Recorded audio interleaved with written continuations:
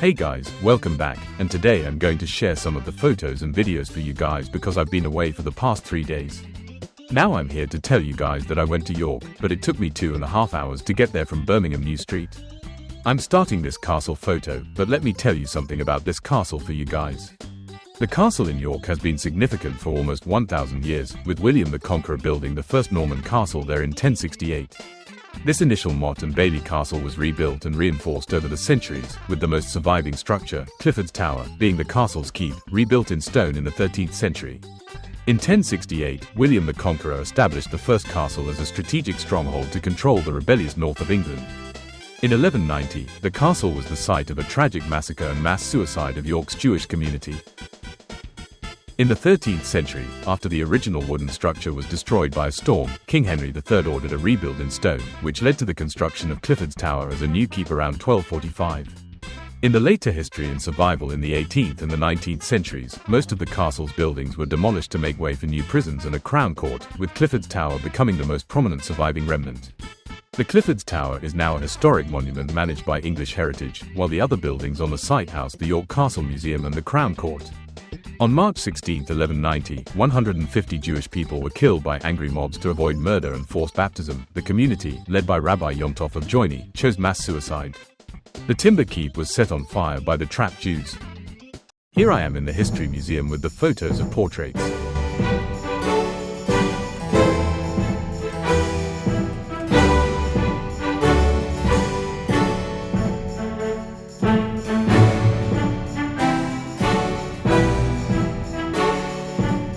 The dog is staring at my camera, but it's not a real dog.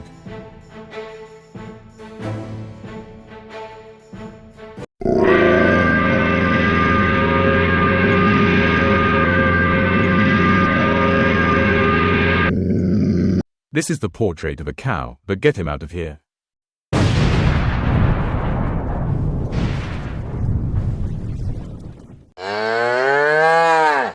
Here's the portrait that looks a bit like Mary Boleyn, but it is not Mary Boleyn, but it's similar to each other portraits. Outside the window, I can see the man riding the horse in the markets. Now what is Thomas Gage standing in the corner for? But I know it's not Thomas Gage. It's a different man that looks a bit like Thomas Gage. I wonder if he looks at me like a creepy cow at night. But Thomas Gage wouldn't spend an entire freezer. If he was, he'd be like a frozen dead pigeon on my neighbor's roof.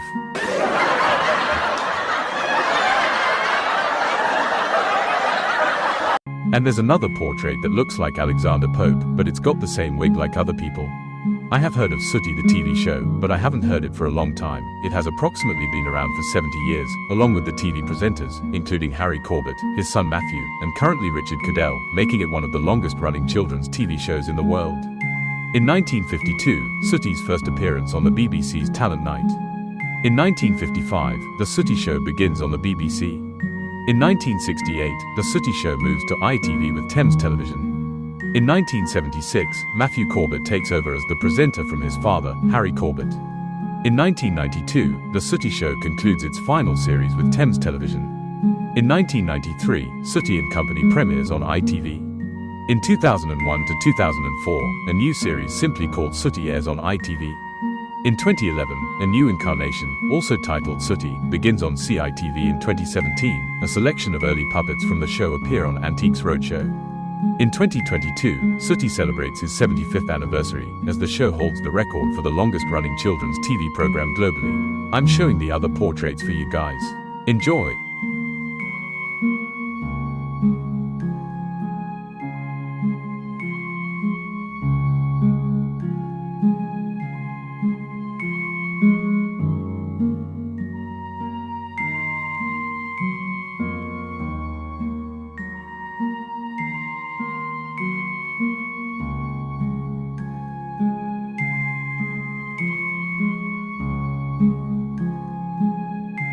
I'm showing you guys with different bikes they used in the 1800s.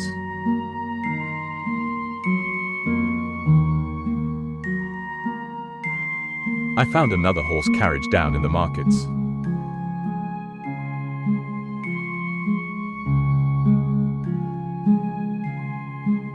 There's a prison of people for being punished for crimes or the other bad stuff. This portrait here is Queen Victoria, the Great Britain and Ireland.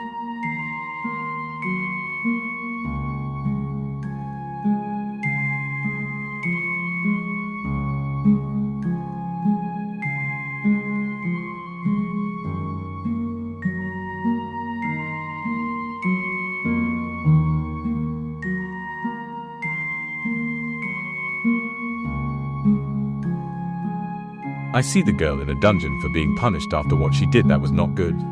Some other people are in dungeon because there's no air for them to breathe, which means some people died in the dungeons after being suffocated with air for them to breathe. We are moving on to the steam locomotives. The first steam train is the Flying Scotsman, one of the famous London and North Eastern Railway A1-class steam locomotive built in 1923. I have photos of two different portraits.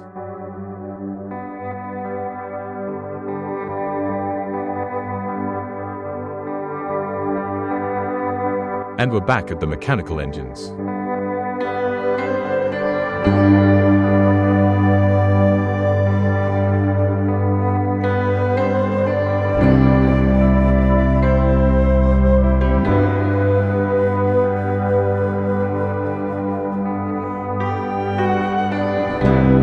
Here's the statue of George Stephenson, but I'm here to tell you guys about George Stephenson. George Stephenson is the British civil engineer and mechanical engineer during the Industrial Revolution. Renowned as the father of railways, George Stephenson was considered by the Victorians as a great example of diligent application and thirst for improvement. He built some of the earliest steam locomotives, including the Blucher in 1814 and, with his son Robert Stephenson, the groundbreaking rocket in 1829. George Stephenson played a key role in the creation of the Stockton and Darlington Railway, the world's first public passenger railway to use steam locomotives. He established the standard rail gauge, the spacing between the tracks, which became the basis for most railways globally. He envisioned and helped establish a national network of railway lines, transforming travel and transport. He co-founded the world's first locomotive factory with his son, helping to advance locomotive technology in manufacturing. But George Stephenson has died.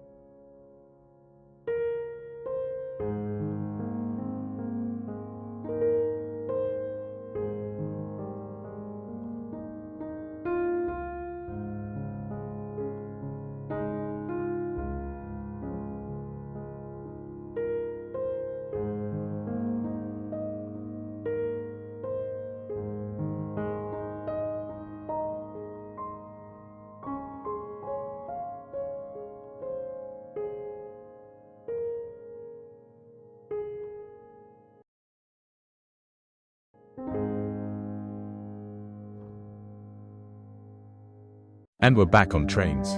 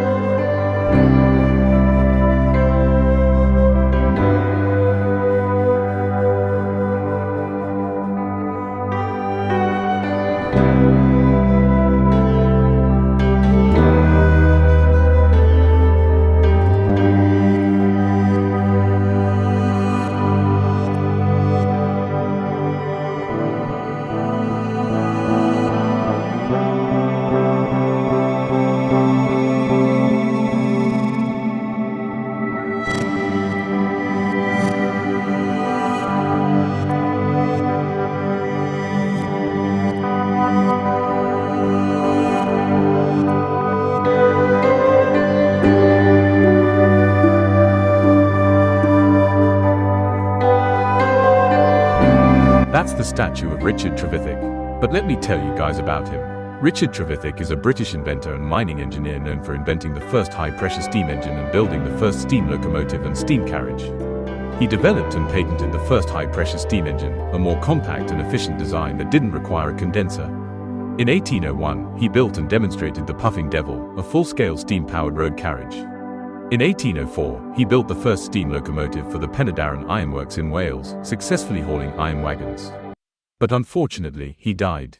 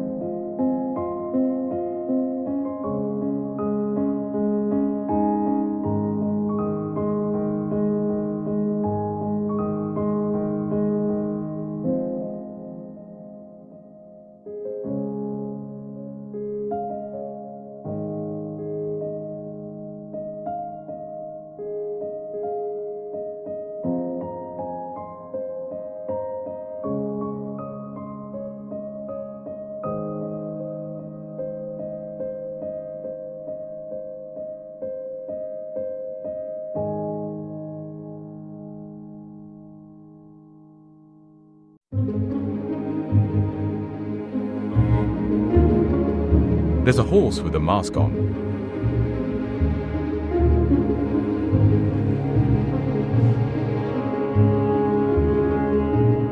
Here are the train models for you guys.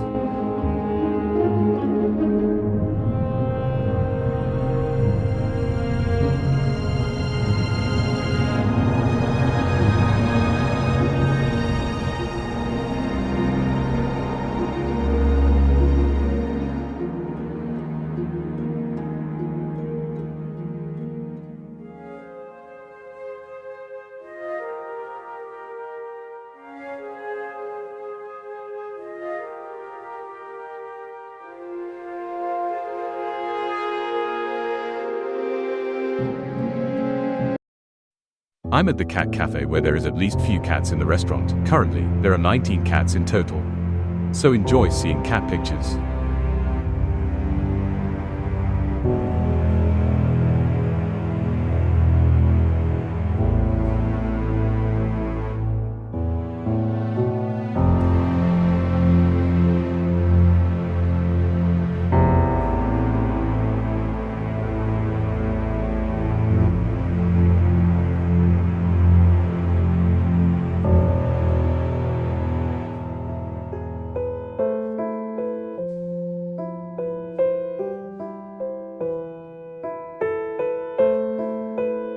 So that's the last photo of the cat cafe, but I hope you guys enjoyed these pictures that I sent you when I went to York, and I enjoyed viewing this place so that I could make you guys interested.